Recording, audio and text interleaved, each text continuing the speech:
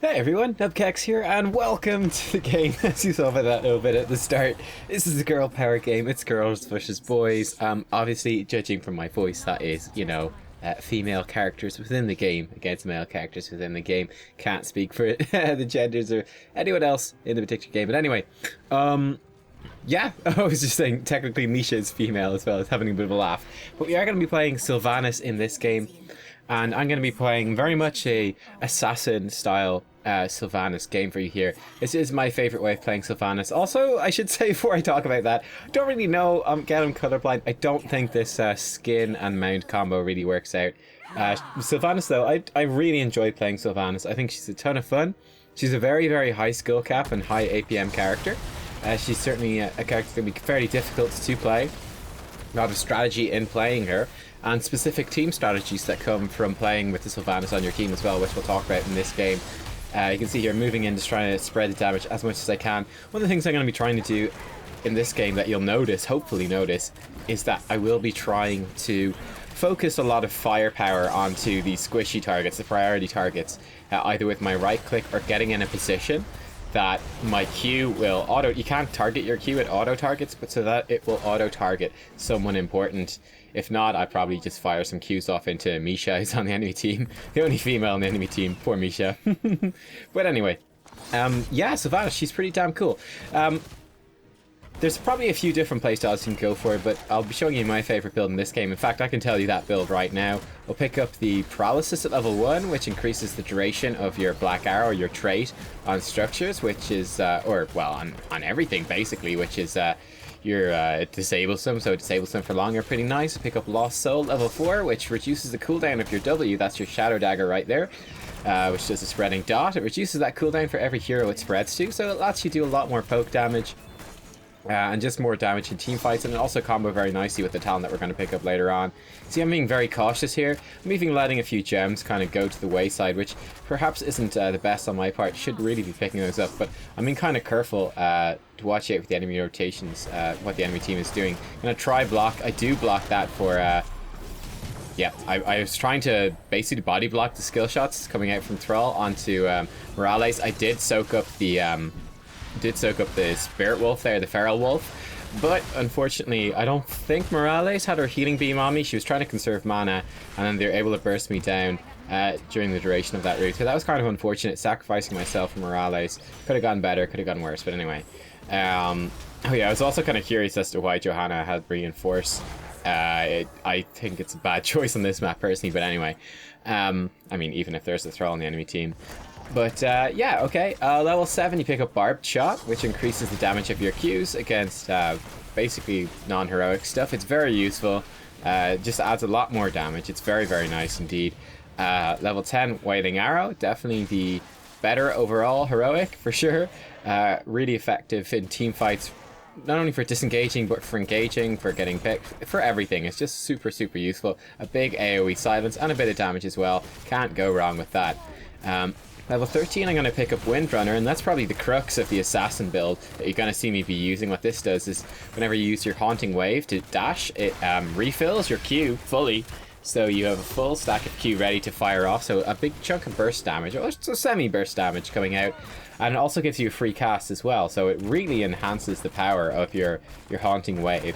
And you're going to see me using that fairly aggressively in this game, Haunting Wave forwards in order to refill the Q and also be in a position to fire off some of those Qs aggressively, and just stuff like that. So yeah, it should be pretty effective. You can see him kind of coming backwards here, focusing fire on that Diablo. That's okay. It's being a bit careful about being caught out.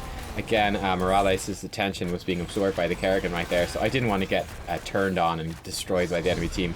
Again, this is unranked draft, so there is voice communication and stuff going on for some of the other players in this game. That's something to be aware of and to watch out for. Definitely people can have somewhat quicker reactions than you'd be used to, or not so much maybe quicker reactions, but better focus fire. Maybe that's a better way of putting it. This is looking a bit gnarly and kind of coming around the side here, trying to get some damage down. Level 16 I do like Cold Embrace, which adds a vulnerability on your Shadow Dagger. I think that combos really well too with your level 4 talent, Lost Souls. So you're getting off a whole load more Shadow Daggers. Well, why not empower them to make your targets vulnerable? Adds a lot of burst damage, helps your team just burst individual targets down. I think it could be extremely effective. It's going to combo pretty well with the Kerrigan in this game. Level 20 then, I think, to be honest, I really do feel that you're pretty open in terms of what you pick at level 20. You probably want both the Storm though, which will help add a lot of safety to your otherwise aggressive sort of Windrunner playstyle. So yeah, as I mentioned before, one of the big things I'm going to be focusing on in this game is, you know, getting my Qs onto priority targets, getting my right clicks onto priority targets, trying to burst people down. I'm going to try gank this Gul'dan here. He's kind of gone fairly far forwards. So there you go. Jaina has arrived as well. Very nice. I'm going to disable this tower so that we can kind of continue this dive without taking too many hits. Our teammates finish him off. Very nicely done. Awesome to see. There you go. Come back, collect these coins. And pretty cool. Pretty cool.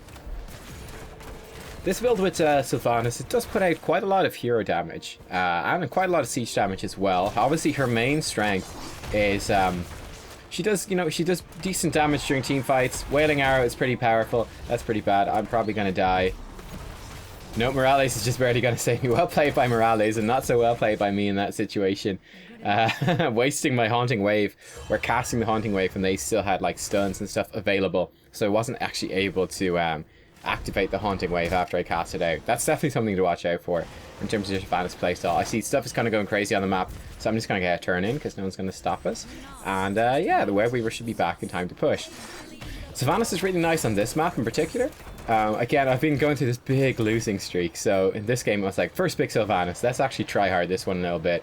I think she's really nice on this map. Her wave clear is pretty useful. She's got good damage against Web Weavers, and most importantly, she disables structures, which makes your Web Weaver pushes much more powerful. She's very strong in any maps where you're looking to actually push in. Basically what you do is you take Sylvanas, you move as like a 5-man team with your pushing objective, or else just for push if you just want to push. And she disables the structures, allowing you to be much more aggressive and get far more value out of your push than you otherwise would. There you see I'm going again, very aggressive here. Our team are being a little bit cautious. I think they could have gone even harder. That'd be something you'd see on like maybe more of a team with better team coordination, or if I was on the voice comms with these guys. Obviously I'm just playing solo. But if I was, I could have said, look, let's dive, get this Gul'dan, just go nuts for him. They're not here. I'm going to be able to turn off the fort. There's absolutely no risk to just diving like absolute mad beasts.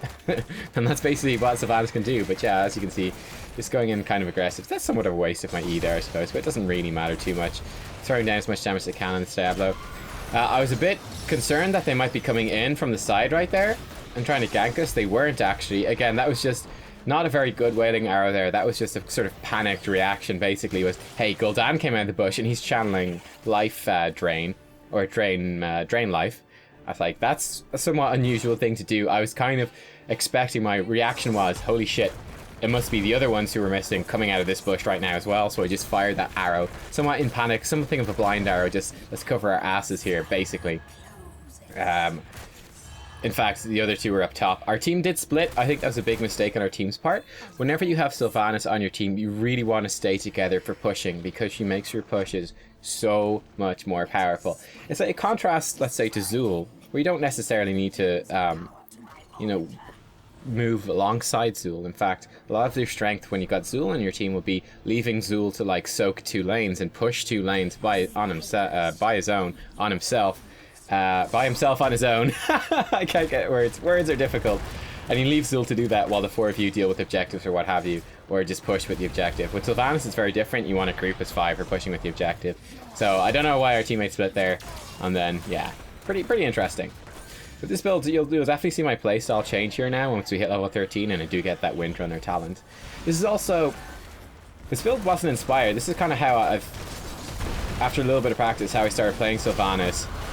You can see right there, that was a much better Wailing Arrow. Look, I saw they're diving in on top of me, gonna step out of the stun. Everyone else gets stunned, which is unfortunate. I'm just trying to do what damage I can. Again, just being careful here, because I know my whole team is low. They got really bursted down very hard during that whole thing there. I think they should have spread a bit more, as opposed to all standing within the Apocalypse. I think I was the only one who actually got out of the Apocalypse. Maybe it's just well played by the enemy Diablo, hard to say. But anyway, I'm going to try get a gank down on this Rexarch. I'm going to use my E just to get in aggressively. And trying to move forward so I can, again, stutter stepping. So, you know, hitting him with a basic attack then moving forward. It's difficult to do on Sylvanas. She's very fast character. Her attack speed is very fast.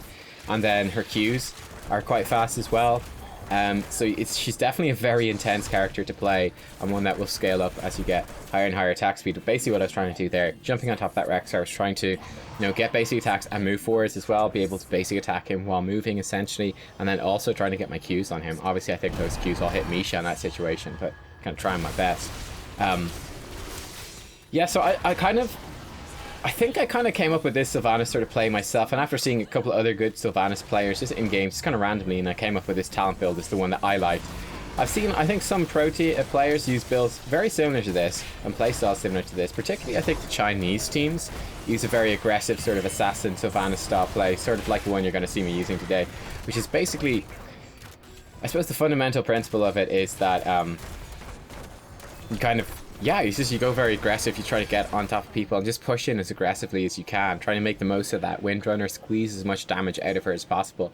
Obviously, it's somewhat risky, you have to know that you're safe, you have to know that the enemy team is going to need to be focusing other targets in order for you to do so. It's somewhat team dependent, but yeah, if you want to see someone who's better than I am doing this, I think some of those Chinese teams and the summer regionals, you can probably catch all the VODs on YouTube, I assume.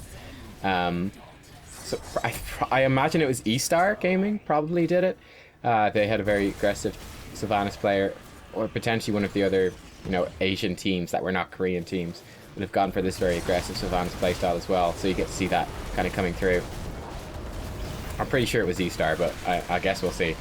And took quite a bit of damage there. Again, I think our team were a little bit slow coming in. Well, just coming for this rotation. Again, the ideal when you've got a Sylvanas is that you all push in with the Sylvanas and try to push alongside her, get as much damage as you can.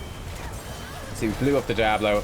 One of the big things as well, when you are ever fighting under a fort, it's very important that you turn off that fort, okay? Very important to turn off the fort. You do not want to leave a fort open. If you leave a fort open, it's going to do a lot of damage to your teammates, and the attack speed and move speed slow will really wreck them as well. So make sure that's probably your #1 priority when you're fighting near or around a fort, is to do that. Again, you can see I'm kind of leading the charge team, being a little bit slow to actually come and back me up. I prefer to see more aggressiveness on their part, more more commitment to that. In this case, I couldn't focus on the fort. I had to focus on killing Gul'dan. I was kind of worried that I'd die if I didn't. But there you go. Anyway, turning this off, looks like Kerrigan's probably going to die. No? Oh no, she'll live. She'll live. Well played. That's pretty nice. Now, I'm out of mana. You will eventually run out of mana. It's kind of, especially in this game, I think they're kind of overstaying here a little bit. Especially in this game, seeing as that we got Morales who can heal us up very effectively, definitely have mana issues. Another thing that's really nice is because you've got the Barb Shot plus the Windrunner talents, which combine really, really nicely. You're actually really good. You won't really see it on this map, but you are really, really good at soloing mercenaries. Like Siege Giants especially, you will melt them. And especially now that I've got the Cold Embrace at level 16 as well. What you do is you basically go into a siege camp, hit one with your Cold Embrace, you just use that vulnerability period to just burst them down with your Q, you throw the E through them to disable both of them, and you just try to fire your Qs in. That's pretty nice, they're all melted, very well played. Looks like someone else is about to die as well. I'm not sure how Rhaegar survived that, wow. How did he survive that? Again, just kind of coming around here trying to zone out that Diablo as much as possible. You could see the camera movement was getting a little bit tricky there, but I don't know how Jaina did not kill Rhaegar right there. That's sort of embarrassing. Oh well. So I was saying we need to check this.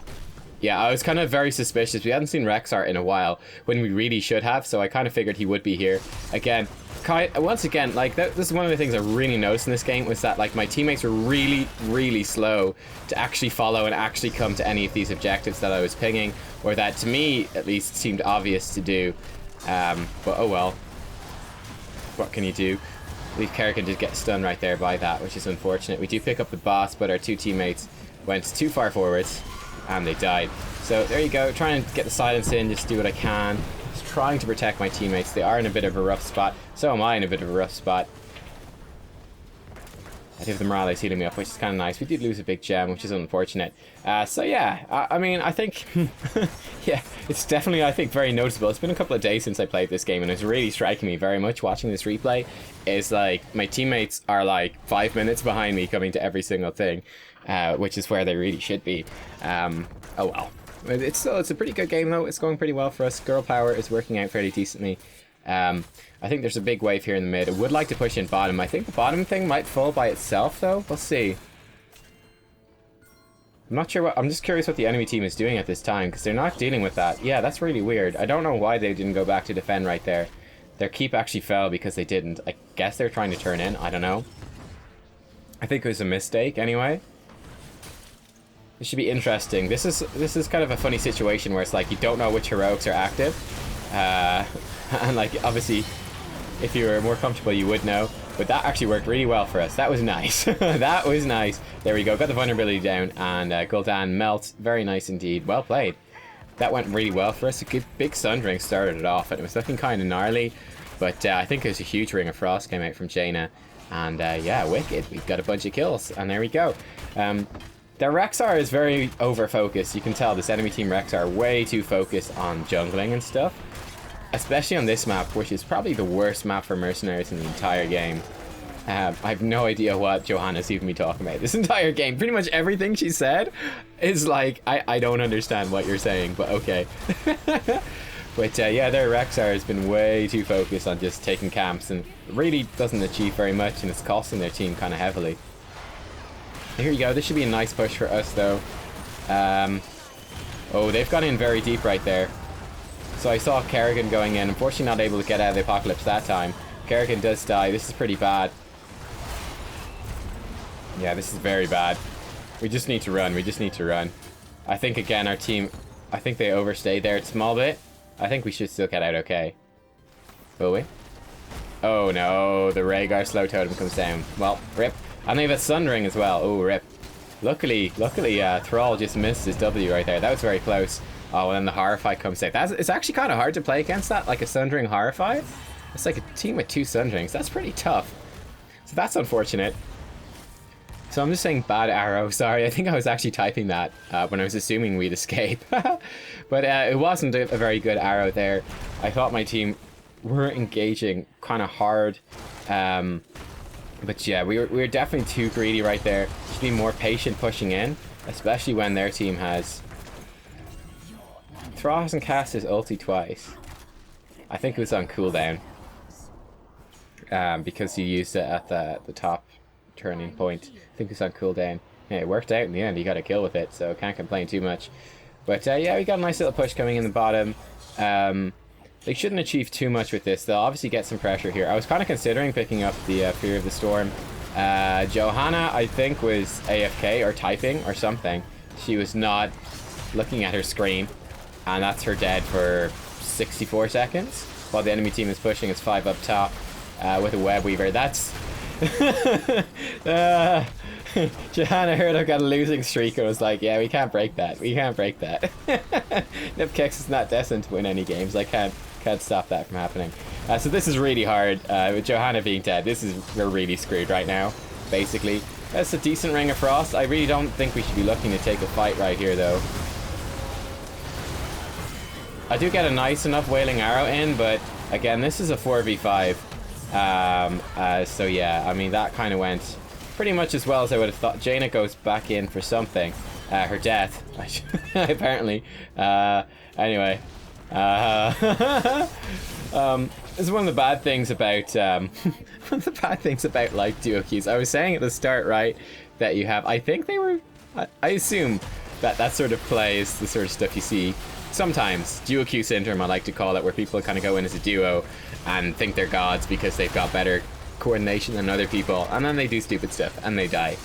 But this is going to be game. Our team is dead, so I don't know. That's tough. It's like Johanna probably lost us the game, but then our teammates kind of... She hadn't lost us the game, but she pretty much solidified that loss. Nice B steps coming out from Thrall. Jaina says, well, girls lose. GG. So I put out the sad face. That is kind of sad. Definitely, like, what a huge throw there at the end. What a huge throw. The over-aggression at that mid-keep. Then the Johanna just dying, and then the over-aggression on the defense. Definitely overconfidence. I don't know if they were in it as a team, but I would assume that at least some of the players here in this were duo queue. If you look at the stats are stupid. The stats are stupid. So, yeah. I think that says a lot. 1 death and twice the hero damage to everyone else. Losing streak though, guys, losing streak. Emma more hell, it's real. No, it's just bad luck. It's just gonna happen when you play enough games, you get losing streaks. But there you go. Let's talk a little bit about Sylvanas right at the end here. So I do think she's very strong. I think she's one of the best heroes in the game at the moment. Her ability to push in is incredible. She is, in a large sense, she is a snowball hero, by the way, right? She's a snowball hero. She takes a game you're already winning, and then she just kind of like confirms that win. Now, obviously, that didn't work out here because we threw it. But what she does is you can win games in like 4 minutes and like 8 minutes on Battlefield of Eternity, because that's the strongest pushing objective in the game. She disables all the structures, it pushes to the core and wins, and it's just crazy. Yeah, she snowballs stuff, because once you're ahead, you take away the enemy team's advantage of having their defenses, right? So that's normally the thing that makes it one of the main things that makes it difficult to just like push to like down keeps, push down the core and win the game, is that, well, even if your team is ahead, the enemy team structures still kind of even up the fight. Well, Sylvanas takes that advantage away from them because she disables the structures. I think perhaps one of the most interesting pits in that game was near the start. I think, was it the first web weaver? I don't even know if it was a web weaver, but remember when we pushed in that bottom fort and I was kind of saying, if we were on voice chat, could it dive really hard? That's something you can definitely do with Sylvanas as well. You can catch people out so much, especially if you've got like voice communications of some kind. Even if it's just a duo queue, you can get your like duo queue person to get them in a bit of a rough spot. They think they're safe under their fort, and then you just dive them and kill them, because the fort is disabled, and suddenly the place that they thought was safe is no longer safe. That's a pretty fun thing to do. Yeah, but I mean, I think she brings decent damage. These stats are deceptive. You shouldn't expect her to do that much damage. You really shouldn't.